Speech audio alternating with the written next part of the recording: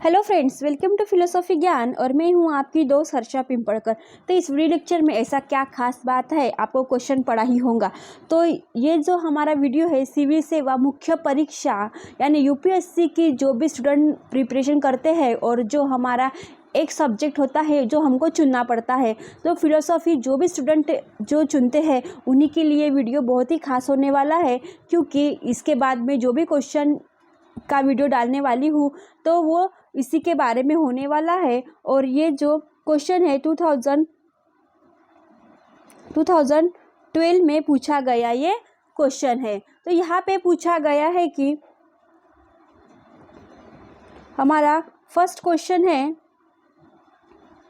क्या पुनर्जन्म एवं मुक्ति सादृश्यार्थक संकल्पनाएं हैं, ये स्पष्ट कीजिए। देखिए यहाँ पे दो कॉन्सेप्ट है, एक है पुनर्जन्म और एक है मुक्ति। देखिए पुनर्जन्म किसे कहते हैं कि हमारे सांसारिक जीवन में जो हमारी वस्तुओं की कुछ ना कुछ आसक्ति अगर हमारे जीवन में रह जाती है, इसी को हमने क्या कहा है, पुनर्जन्म कहा है। यानी अगर मेरे पास ये अगर वस्तु होती, ये बुक होती तो मैंने अच्छा पढ़ा होता, अगर किसी वीडियो में मुझे ये कॉन्सेप्ट मिल गई होती तो मैंने ये पढ़ाई अच्छी की होती है। ये जो हमारी छोटी छोटी आसक्ति रहती है ना, ये सांसारिक वस्तु में भी वैसे ही आसक्ति रहती है। और जो मरने के पहले ये जो आसक्ति रहती है उसी के बारे में हमें कर्म के अनुसार ही हमें क्या मिलता है, हमारा पुनर्जन्म मिलता है।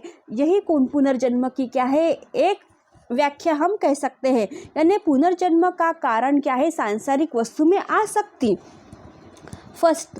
और जब हम मुक्ति के बारे में हम बात करते हैं, जब व्यक्ति साधना के बल पर सांसारिक जो भी दुविधाओं से मुक्त होकर स्वयं को जान लेता है, तब जन्म की इस प्रक्रिया से भी वो क्या हो जाता है, मुक्त हो जाता है। यानी उसको पूरे क्या हो जाती है, मुक्ति मिल जाती है मनुष्य देह से। तो इसी के बारे में ये दो क्वेश्चन है फ्रेंड्स, और ये 2012 का ये क्या है, क्वेश्चन है, सिविल सेवा मुख्य परीक्षा में आया हुआ।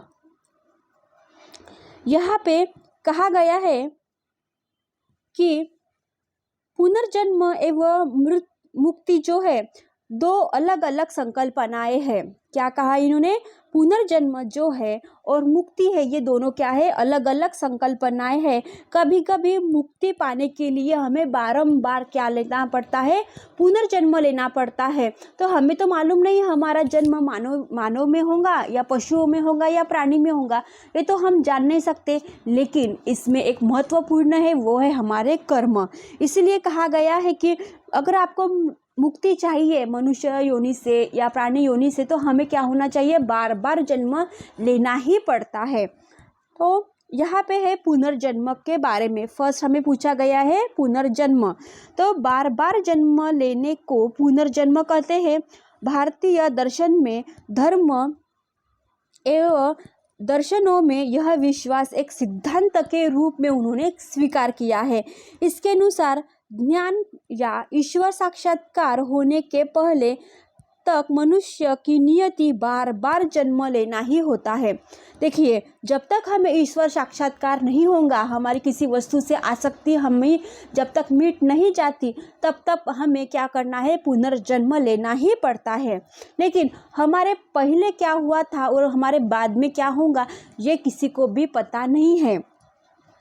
इसीलिए भारतीय दर्शन में ज्ञान या ईश्वर साक्षात्कार को उन्होंने क्या कहा है, मुक्ति मिलने से उन्होंने जोड़ा गया है।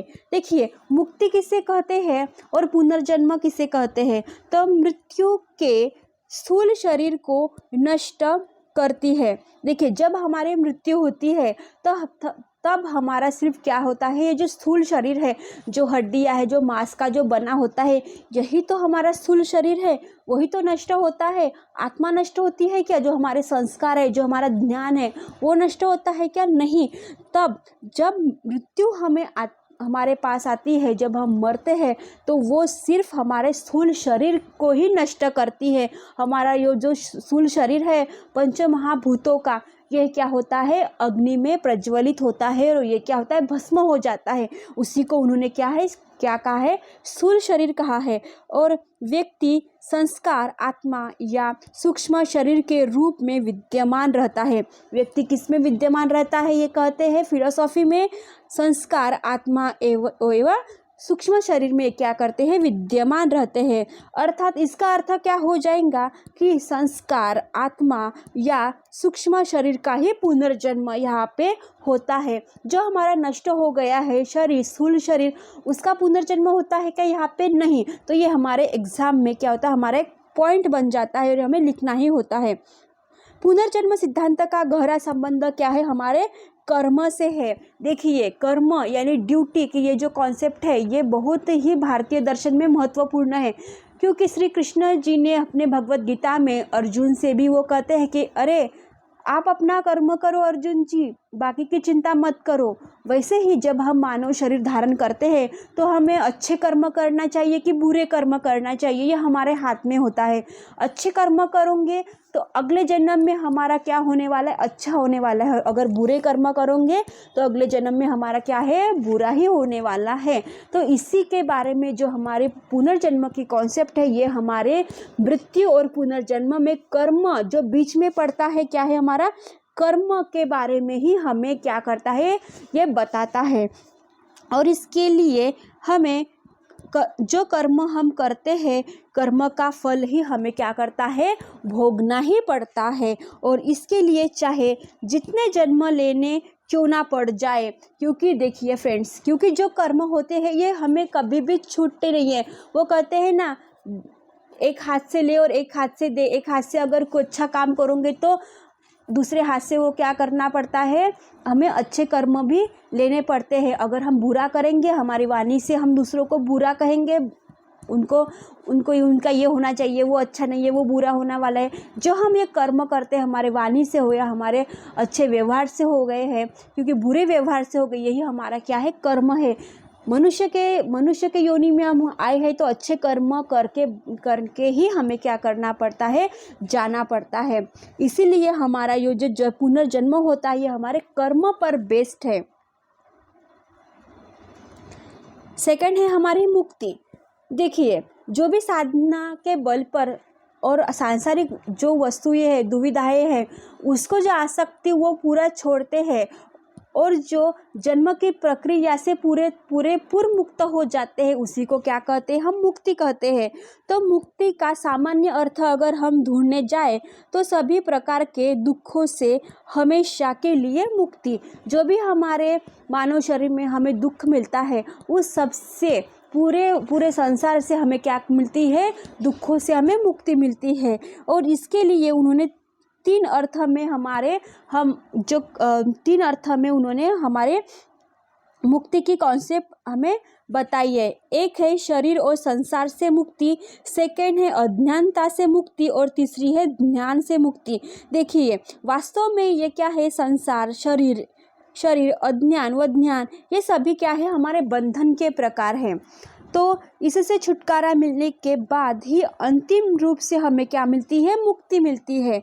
और यह ध्यान से आश्रय बौद्धिक ध्यान से है। देखिए ध्यान कैसा होता है, हमारा बौद्धिक ध्यान होता है और बौद्धिक ध्यान से ही हमें क्या करती है, उसको उत्पन्न ये करते हैं। हाँ, उस लड़की के पास ना बहुत अच्छे ड्रेस है क्या नहीं, उसके बाद बहुत गहने हैं, उसके बाद वो बहुत अच्छी है, वो बहुत सुंदर है। जो हमारे बौद्धिक ध्यान होता है ना, वो हमारे क्या करते हैं, सभी ध्यान को ये क्या करती है, एक पूरे ढांचे में ढालने का ये काम करती है। और इसीलिए हमें जो दुख मिलते हैं वो हमारे मन पे हो या हमारे बौद्धिक ध्यान से हो, उसी को क्या करते हैं, ये बौद्धिक ध्यान उत्पन्न करते हैं।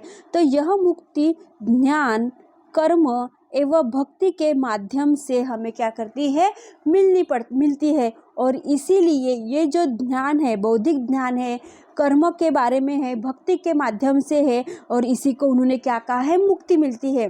देखिए फ्रेंड्स, मुक्ति अगर आपको चाहिए तो हमें किसी भी वस्तु की आसक्ति नहीं रखनी चाहिए। इसके पास क्या है, उसके पास क्या है, अरे हमको क्या करना है, हमारे पास जो है उसी में तो खुश रहना सीखो फ्रेंड्स, है क्या नहीं। उसी को क्या करते हैं, उन्होंने फिलॉसफी में हमें मुक्ति के बारे में हमें बताया है। तो इसलिए जब हम पुनर्जन्म लेते हैं तो हमें बार बार जन्म लेना पड़ता है, और अगर हम मुक्ति चाहिए होती है तो हमें पूरे संसार से, अज्ञान से, ज्ञान की वस्तुओं से पूरी आसक्ति मिटानी पड़ती है, और मुक्ति के लिए हमें बार बार जन्म लेना ही पड़ता है। छोटे बच्चे एक अभ्रक से, एक छोटे बच्चे से, युवा अवस्था से ओल्ड तक और हमारी मृत्यु तक, ये हमारे पुनर्जन्म की क्या रहती है, एक कॉन्सेप्ट चलती है, एक चक्र चलता है, और हमें क्या मिलती है, इससे मुक्ति मिलती है। पूरी दुविधा, पूरी वस्तु से क्या होती है, हमारे जीवन से हमें मुक्ति मिलती है, दुखों से हमें मुक्ति मिलती है। और इस वीडियो में हमने यूपीएससी मुख्य परीक्षा 2012 जो पूछा गया जो क्वेश्चन है, क्या पुनर्जन्म एवं मुक्ति सादृश्यार्थक संकल्पनाएं हैं, ये हमने पूरे स्पष्ट यहाँ पे करने का मैंने प्रयत्न किया है फ्रेंड्स। अगर कुछ भूल हुई, कुछ छूट गया है तो आप मुझे कमेंट बॉक्स में लिख कर भेजिए। Thank you.